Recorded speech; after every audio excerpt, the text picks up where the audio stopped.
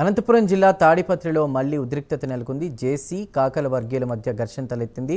వినాయకుడి నిమజ్జన శోభాయాత్రలో ఘటన చోటు చేసుకుంది. జేసీ ప్రభాకర్ రెడ్డి, కాకల రంగనాథ్ అనుచరులు పరస్పరం రాళ్ల దాడికి దిగారు.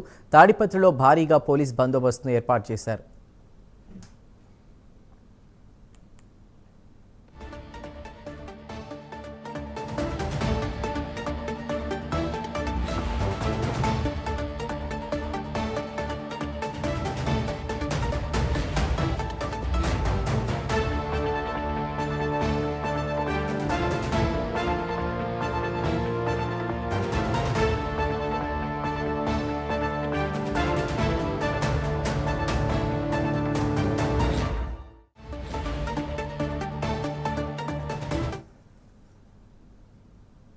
అకాల వర్షాలు, వరదలతో నష్టపోయిన జిల్లాల ప్రజలను ఆదుకోవాలంటూ బీజేపీ రాష్ట్ర అధ్యక్షుడు రామచంద్రరావు పిలుపు మేరకు